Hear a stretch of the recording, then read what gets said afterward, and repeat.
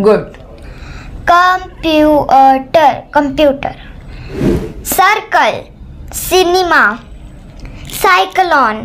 पण त्याआधी मी तुम्हाला काही टिप्स देते.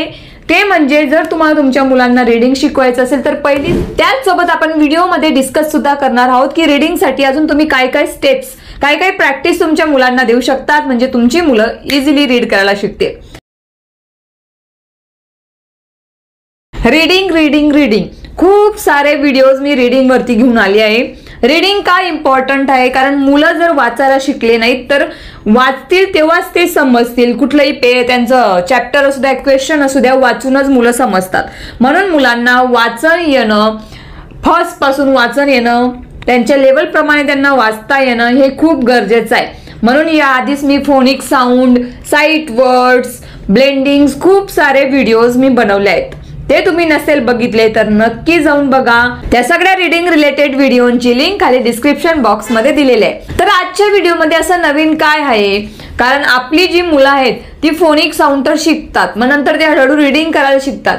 पण काही जे लेटर्स आहेत इंग्लिशमध्ये त्यांचे 2 साऊंड्स होतात. जसं की सी हा कधी आपण स साऊंडने रीड करतो तर कधी क साऊंडने. तर आजच्या व्हिडिओमध्ये आपण मुलांचं एक कन्फ्युजन अगदी सोप्या पद्धतीने दूर करणार आहोत. यानंतर ते कधीच सी मध्ये कन्फ्यूज होणार नाहीत की कधी क वाचायचा आणि कधी स वाचायचा ते. पण त्यासाठी हा व्हिडिओ तुमच्या मुलांसोबत शेवटपर्यंत नक्कीच बघा. त्याचसोबत आपण व्हिडिओमध्ये डिस्कस सुद्धा करणार आहोत की रीडिंगसाठी अजून तुम्ही काय काय स्टेप्स, काय काय प्रॅक्टिस तुमच्या मुलांना देऊ शकतात म्हणजे तुमची मुलं इझिली रीड करायला शिकतील. चला तर मग, तर आजच्या व्हिडिओमध्ये आपण आधी बघणार आहोत सीचा क साऊंड. तर सी केव्हा आपण क वाचू शकतो, केव्हा आपण त्याचा क साऊंडने रीड करू शकतो, तर जेव्हा सी सोबत ए, ओ आणि यू हे वॉवल्स असतील तेव्हा नेहमी आपण सीचा उच्चार हा क ने रीड करायचा. तेव्हा नेहमी सीचं प्रोनाउन्सिएशन हे क ने होतं. जसे की कॅब.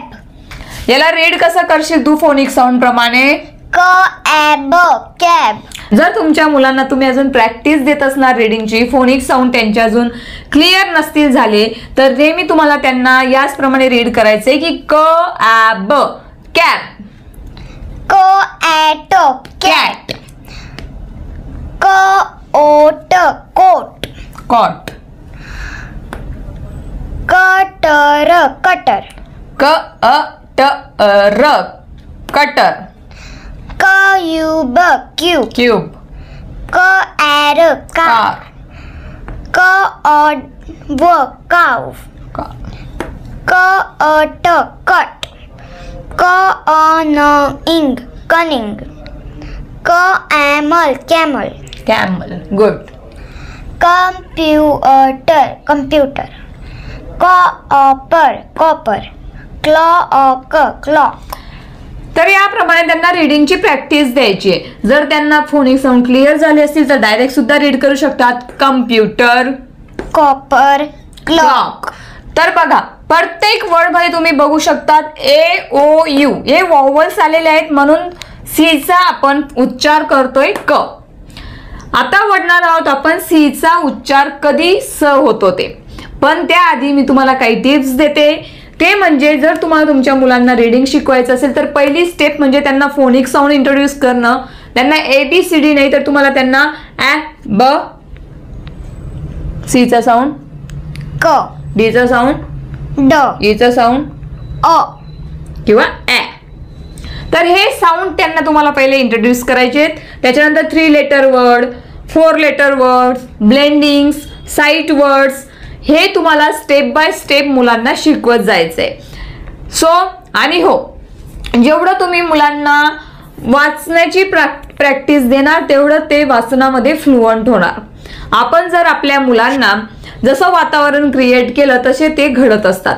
तर जास्तीत जास्त मुलांना जर आपण रोज त्यांच्यासाठी नसेल त्यांना वाचता येत तर आपण स्वतः त्यांना वाचून दाखवू शकतो. ते ऐकतील, त्याच्याने त्यांचं इंग्लिश स्पीकिंग आणि प्रोनाउन्सिएशन, रीडिंग या सगळ्याच गोष्टी इम्प्रूव्ह होतील. म्हणून जास्तीत जास्त भर हा इंग्लिश रीडिंग वरती द्या, प्रॅक्टिस वरती द्या. वळूया नेक्स्ट. आता बघूया आपण सीचा साऊंड स कधी होत होते. तर सी चा साऊंड स कधी वाचायचा असतो मुलांना? तर सी सोबत जेव्हा EIY हे जे लेटर्स येतील तेव्हा सी चा साऊंड काय होतो सुहानी? स. आणि जेव्हा सी सोबत AOU येतील तेव्हा सी चा साऊंड काय होतो? क. क. Good. Clear? Yes. I hope तुम्हाला हे क्लिअर झालंच असेल. म्हणूनच आपण प्रॅक्टिससाठी भरपूर असे वर्ड्स घेतलेले आहेत. तुम्हालाही अजून सी चा साऊंड क आणि स असे वेगवेगळे वर्ड्स माहिती असतील तर ते तुम्ही कॉमेंट मध्ये सांगा आणि या व्हिडिओला लाईक करा. कारण आपण आपल्या चॅनलवरती खूप सोप्या पद्धतीने इंग्रजी शिकत असतो, तेही आपल्या मातृभाषेतनं, मराठीतनं. मुलांना जेव्हा तुम्ही रीडिंग प्रॅक्टिस देत असणार तर तेव्हा त्यांना तुम्ही कोणती बुक्स रीड करायला लावणार? तर मी त्यासाठी सुद्धा खूप बुक्स सजेस्ट केलेली आहेत, जसे की कॅट इन द हॅट, हो ना. त्याच्यानंतर स्टोरी बुक्स तुम्ही देऊ शकतात. त्याचप्रमाणे 3 लेटर्स 4 लेटर्स भरपूर सारे स्टोरी बुक्स जे तुम्ही ऑनलाईन मागवू शकतात. तर त्यासाठी तुम्हाला इथं प्रोडक्ट दिसत असतील, त्याच्यावरती तुम्ही जर क्लिक केलं तर तुम्ही घरी बसल्या ते बुक ऑर्डर करू शकतात आणि तुमच्या मुलांना प्रॅक्टिस देऊ शकतात. Centre, city, cell, cyber, sensor, circle, cinema, cyclone, cement, cylinder. तर हे होते स साऊंड वाले. सी चा साऊंड जेव्हा स होतो तेव्हा त्याच्यासोबत EIY येतो आणि सी चा साऊंड जेव्हा क होतो तेव्हा AOU येतो. तर आय होप मुलांना आणि पालकांनाही आजच्या व्हिडिओ नंतर काही कन्फ्युजन नसेल. तुम्हाला अजून रीडिंग रिलेटेड कुठले प्रॉब्लेम्स येतात ते तुम्ही मला कॉमेंटमध्ये शेअर करू शकतात. त्याचप्रमाणे जास्तीत जास्त भर हा तुम्हाला रीडिंगवरती द्यायचा आहे. तुम्हाला रीडिंगमध्ये काही प्रॉब्लेम येत असेल, मुलांना कुठली बुक्स द्यायची, काय द्यायची ते सुद्धा, आणि अजून असेच नवनवीन रूल्स जर तुम्हाला जाणून घ्यायचे असतील तर तसं मला कॉमेंटमध्ये नक्की कळवा, म्हणजे मी ते पुढच्या व्हिडिओमध्ये घेऊन येईल. आणि हो, सर्वात महत्त्वाचं म्हणजे इंग्लिश रीडिंग तर आपण शिकणारच आहोत, पण आपल्याला इंग्लिश बोलायचं सुद्धा शिकायचं आहे. आणि त्यासाठी सुद्धा आपण आपल्या चॅनलवरती कोर्स चालू केलेला आहे, इंग्लिश स्पीकिंग फ्री कोर्स, अगदी 0 लेवल पासून.